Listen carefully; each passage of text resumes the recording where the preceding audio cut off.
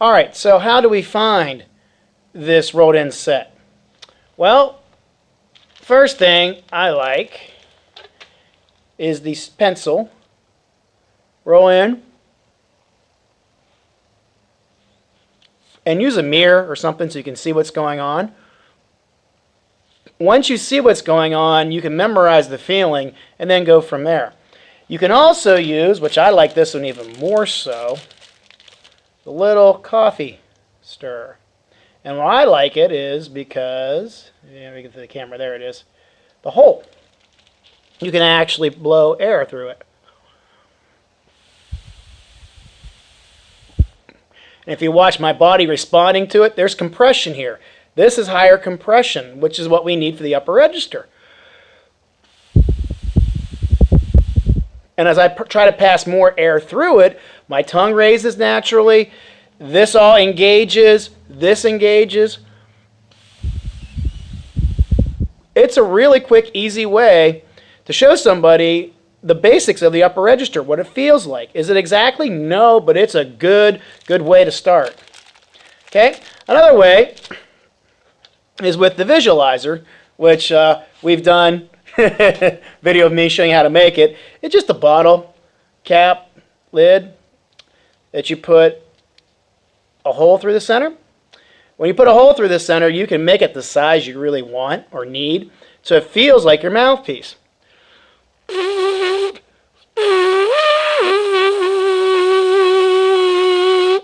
And you work on your airflow and the feel of the rolled-in embouchure.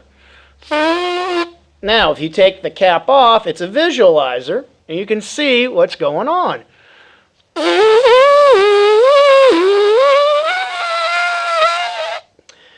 For practice-wise, I like to practice with the cap because it protects a little bit better.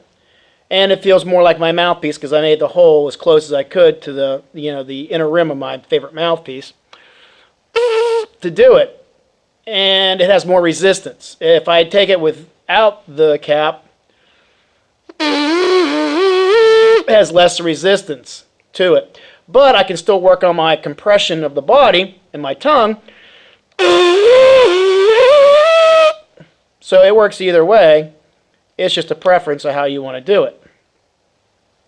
The other way is to play on a different brass instrument. Oh, I lost where my petting zoo's at. Here we go. Trombone. And I came upon this really early when I knew I was going to be a music major and I better start learning instruments before I got to college so I didn't have to waste all that time in the pedagogy class.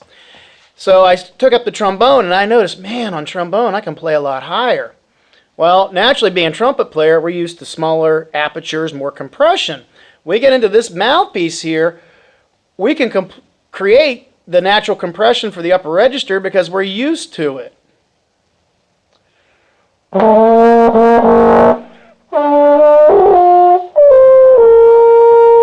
I'm sorry, I'm not really a trombone player, but you get the idea. I can feel my lips rolling in. I can feel what they're doing. And because of that, my lips are also protected because I'm inside the mouthpiece.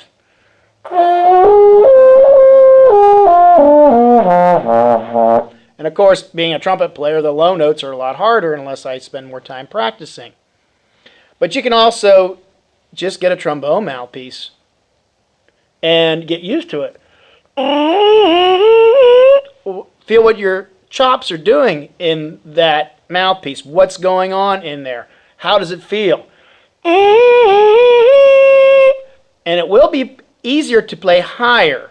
Not high as a trumpet, but trombone high, if you will, on this because we know how to create more natural compression. So when it's in the horn,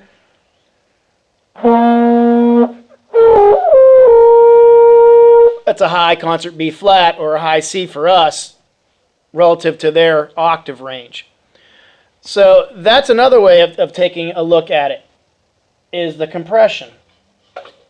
Now on the other side of the compression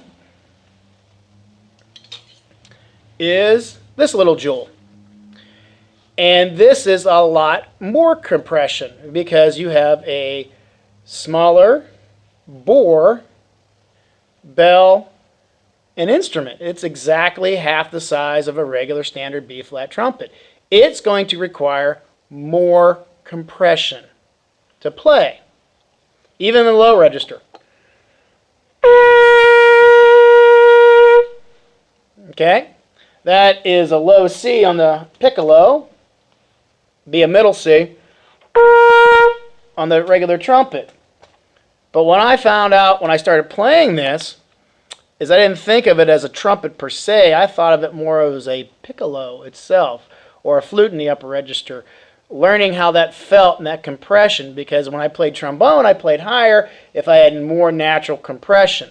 For me, I had plenty of air compression with the abs and the yoga breath.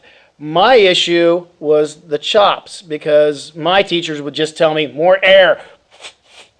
Well, I had plenty of that. I didn't understand how this worked.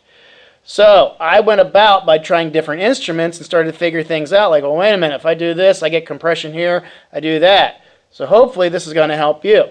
When I went to the trumpet, the piccolo,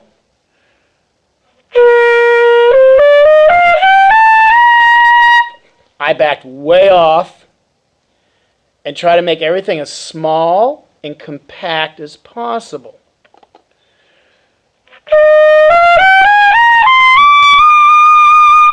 Okay, that's top line F on the B flat pick, which would be F over high C on the B flat trumpet.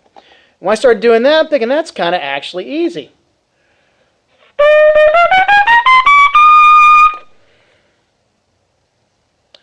What if I memorized that feel of that compression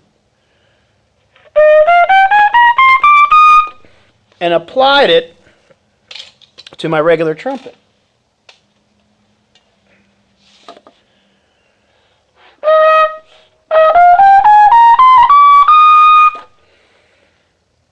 Felt pretty similar to it. But my natural instinct was to put more air behind it without putting the compression in the mouth and the tongue. So I had to think more like a piccolo trumpet to get that compression, because I don't want to work hard. I want to play the music.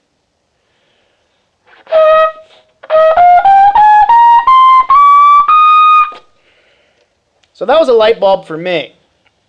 And again, I used a rolled end embouchure based on everything else I've shown you there. Okay? It's an exploration. You have to spend some time with it. You have to experiment and not be afraid. Don't be afraid of experimenting. Okay? This is your journey with it. You have to find your way. Like I said, other people I've run into have this working really well and are lacking in the air compression.